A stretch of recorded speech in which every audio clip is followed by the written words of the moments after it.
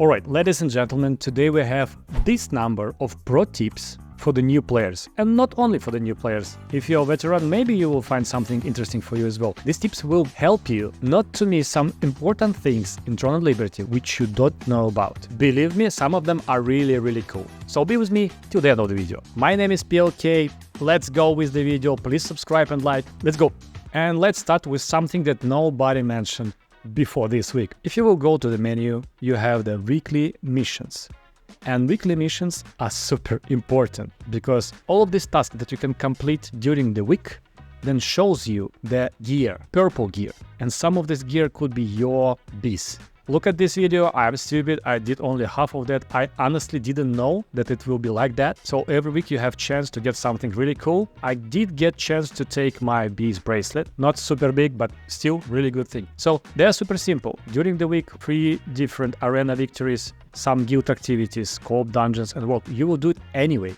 But try to achieve all of this and you will have a good chance to get your bees gear in the end of the week. Alright, now let's talk about the settings. Many of you asking in the comments, what are your settings for the PvP, what are your settings for graphics, and so on, so on. Obviously, on my shitty laptop, my graphic settings is everything ultra performance and quality on low except character count and shader preloading. Shader preloading is something that will help you to optimize your game better before, so it will be really slow at the beginning, but then it will be fine. Character count, you just need that for PvP, otherwise you will not see anybody. When you will do all these things, you go in the screen and you change your to ultra performance. If you have AMD, the same stuff. Then you have gameplay, control settings, click on the Q skills. This thing will allow you, when you do any skills, when you have lags, when you freeze, when you sleep by the enemy or something, the next skill that you clicked, it will be active right away. That's super cool, you need to have it, otherwise sometimes you're really clicking 2-3 buttons and it's not working like you want it. Also, what I have as a healer, I have auto move within range to use the beneficial skill, so I know if your heal target is far and you don't have this thing, you will heal yourself. You don't want this, otherwise your tank will die, right? You need this click here. Now, characters. That's super important. To see at least something during the huge PvP fights, you need this. Go here, show character name, user settings, and now mark it like this. On for everything here with the hostile guild characters and guild mark. With the friendly, everything off and guild mark on relationship. Other characters like NPC, missed characters, everything is off. Now it's much more easier for you to navigate during the fight. And the last one in the settings will be Astral Vision. So you have shortcuts, right? Go here, click on the Astral Vision based on my character, put some keybind something here and how it works. So you have Astral Vision, it's here. If you will click, it will try to find any enemies around you, right? But not enemies, any characters around you. So you go here in Astral Vision settings and high priority, you click interest, blocked and feud. And what we did in our guild, wherever we have a PvP fight with the other guild like Boonstone Wars or Riftstone Wars, we click on their guild, like in the guild menus, right? You have here hostile, you go here and you click on each one of them. And you do block for the tanks, interest for the DPS, and feud for the healers. You can change it, but after that, you have all of them really on your screen during the PvP. It's much more easier to fight like that. So you have high priority list, right? And other things are unclicked, only normal priority hostile guilds. You can click your button every time, right? And you will see enemies here, and it's much more easier to click on them and to see how far are they and work on that. And also you can click this one. And every 3 seconds you do nothing and this thing just will use the Astral Vision and you will update your targets. The important thing that you need to have on setup as well, on the target menu, you unclick everything and you have search by order of priority here, and it's only attacking players, hostile guilds, feud players and hostile players. And now you can use Astral Vision or just click tab and kill whatever is nearby. That's about settings. Look at that, that's how it works. Every 3 seconds. It's really useful. Now, let's talk about the guilds. So, everybody talking that the guild is super important. That's true. Guild is super important. This game without guilds, it's useless. You need to have a guild, you need to have all of this PvP experience. And also, what guilds gives you, when you do the guild contracts like this one, when you do the donations to the guild, you get the guild coins. So, when you go to this guild merchant, it could be in your guild base or in the cities, you can buy stuff by the guild coins. And this stuff is super important. You definitely need to buy the HP potions, mana regen potions every week, and you definitely can buy other stuff like trade conversion stone. It's really useful when you get some purple gear and you need to change your trade. This is super useful, definitely use it, don't forget about that. Now, you know that itemization and gear progression in the game is pretty tough and complex. But wherever you will get any resources, any gear, anything that you don't need to, you can dissolve. So first of all, if we're talking about gear, it's definitely trades. You can click on the gear here and you can extract the trade. So if I'm doing other magic evasion in other gloves, I can use this, right? Or I can sell it. Some of the gear could be sold, but it's really low chance. So you can just sell on the auction good trades. Every gear could be trade extracted, then you can dissolve things. Look, for instance, I have purple books, these ones. Active skills, purple books. But my skills are still blue, so I need to level up them. What should I do? I go here, I dissolve the book, and I will get 40, 10 for each purple. This is really useful. Also, if you will get some ornament coins, you can go into the shop. You can buy by these ornament points the precious skill growth book for active and passives, and you can dissolve them. And you can get all of your skills purple easily. Like all of my skills right now purple because I dissolved the books. So you can dissolve things, you can dissolve blue materials to get green materials, and then you can craft them. So you go to any vendor like this armor crafter, you go here and you can craft all of the things from the green one, right? And you can dissolve the things to the green ones. You will lose a little bit of the materials during the process, but everything that you have in your inventory is not useless. Look, I have so many different extractions from the things that I am not using, but I will use them in my gear.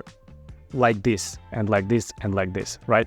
So dissolve and crafting in this game is really useful. Some of the things you can sell. That's the next one. For instance, my question is, how can I get a lot of Sollant? I don't have them because I use them on the trades, on the upgrades, on everything. What should you do? You should go to any dungeon, open dungeon. Look at that. Any monster here, like this one, you can get from them precious Marine, Rubik's, or Emerald. And you can sell them. Look at that. First of all, you can sell them in the auction, right? And it will be like 20, 30, 40 loosened. But you can sell them just for Solant. And it's like 300, 400, and 300 as well. So that's how you get the Solant in the game. And not all of them like that. But Marines specifically is good for your Solant. How to get Solant, right? Now let's talk about items overall. The main important thing that everybody is talking, proper guides and really guys who understand the game, you don't rush purple, you rush green and blue gear. Now is what, like 6th day of the game, and our guild is dominating on the server. Send it in 3, 2, 1, I want DPS, I want massive DPS on start. Massive DPS on start, we did big fucking engage here, I'm popping Guardian, they're all stunned, nice fucking job. On the Boonstones and Riftstone Wars, my gear score is only 2,500. All of my other guildmates right now have about 2,700, 2,800 with blue. So the main important thing, you can't gear properly with the purple because your trades will be like this. Only one good trade and that's all. Otherwise, it will be super expensive to get that. It's much more easier to get the blue gear. And with really cheap auction, if you will sell few Marines, few extraction there, you will have 300-400 loosened. You can gear up properly the full gear pieces like this head. Overall auction price for all of these trades, this max health, melee endurance, 3 things, cooldown speed, 3 things, it was like overall 200 loosened. It's super cheap. But you have, look, my build is melee endurance and range endurance and max health. I'm a healer and I have already 1300 HP and I have 500 of endurance and a little bit of evasion. So I can do good stuff on arena. I can do definitely good stuff during the mass PvP. I died like few times only during the mass PvPs. That's how you do it, right? And how to understand how to work with your gear. Easy. Every item in the game have this menu. So you click on the item and you can have unequip, obviously, enchantment, which is like the normal level up of the gear, right? But you also have really cool stuff. How to acquire. So you have websites which are showing how to acquire things, and not all of them are super updated, and also Amazon Games changed the drop list from the career. So you go here, you click how to acquire, and now you have all of these things. Like, can you acquire it from the Codex? No. From Gathering? No. From Litacraft book? Yes, you can. You click on that and you see that.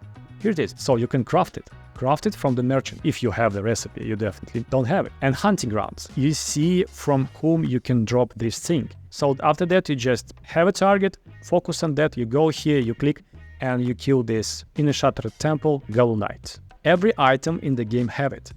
And the last super cool piece, it's open world dungeons. So you have this allied resistant force contracts scrolls from different events, different activities. What does it mean? So it does mean that you go to some open world dungeon, like in my case, it was Shadowed Crypt, right?